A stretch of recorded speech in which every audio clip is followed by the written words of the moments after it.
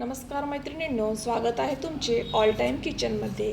आज आपण करणार आहोत कैरीची लोणची। चला तर मग सगळ्यात आधी मी कैरीची अशी साल काढून घेतली आणि नंतर त्याचे असे छोटे छोटे तुकडे करून घेतले।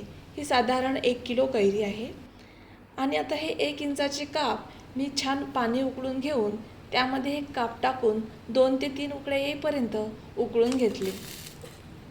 आपल्याला काप जास्त उकळायचे नाही आहेत। नंतर हे काप उकळलेले काप मी एका चाळणीत घेऊन पाणी आणि काप वेगळे करून घेतले। हे तुम्ही बघू शकता। आता याचा कलर चेंज झालाय। आता आपण साहित्याकडे वळूया। साहित्यामध्ये मी घेतले मीठ साधारण 2 चमचे, मेथी दाणा 2 चमचे, सोप घेतली आहे मी 2 चमचे आणि 3 चमचे धणे घेतले अख्खे, तिखट घेतले आणि हळद घेतली। गूळ घेतला साधारण 250 ग्रॅम। 1 किलोला मी 250 ग्रॅम गूळ घेतला आहे। नंतर गॅसवर एक पातेलं ठेवून छान आपण त्यामध्ये सोप, मेथी आणि धणे कमी गॅसवर भाजून घेऊयात। आपल्याला जास्त भाजायचं नाही आहे, नाहीतर लोणचीला कळवट असा वास येतो, कारण मेथी लवकर जळते आणि धणे सुद्धा लवकर जळतात। म्हणून आपल्याला गॅस स्लिमच ठेवायचा आहे। स्लिम गॅसवर भाजून झाल्यानंतर आपल्याला हे सगळं जिन्नस एका मिक्सरच्या भांड्यात घेऊन जाडसर फिरवून घ्यायचं आहे। आपल्याला जास्त बारीक नको, जाडसरच हवे। आणि नंतर एका कढईत तेल घेऊन साधारण 2 चमचे मी यामध्ये थोडी मोहरी घालते। मोहरी आणि जिऱ्यामुळे लोणचीला एक छान तडका मिळतो आणि एक भन्नाट चव अशी लोणचीला येते।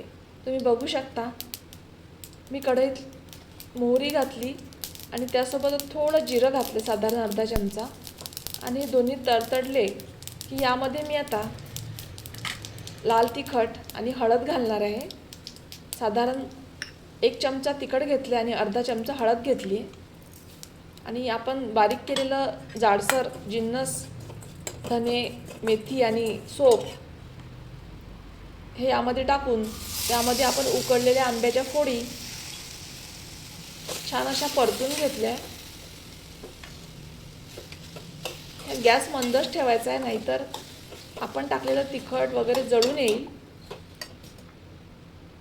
आता नंतर आपण 250 ग्रॅम गूळ 1 किलो कैरीसाठी घेतला आहे आणि छान हा गूळ असा एकजीव होईस्तोवर परतून घेतला आहे। यामध्ये आपल्याला पाणी वगैरे घालायचं नाही आहे, कारण गुळाच्या पाकाने ही लोणची छान होऊन येईल आणि आपण ऑलरेडीच आंब्याचे काप शिजवून घेतल्यामुळे याला जास्त वेळही लागणार नाही। नंतर आपण यात थोडी साखरसुद्धा घालूया, कारण गूळ आणि साखर दोन्हीची चव फार भन्नाट लागते। लोणची तुम्ही करून बघा। आणि नंतर मी छान अशी सर्व करते। तुम्ही बघू शकता किती स्मूथ आणि शायनी टेक्स्चर आलं आहे लोणचीला आणि चवसुद्धा भारी भन्नाट आली आहे। तुम्ही अवश्य ट्राय करा आणि हा व्हिडिओ तुम्हाला कसा वाटला मला लाईक, शेअर आणि सबस्क्राईब करायला विसरू नका। धन्यवाद।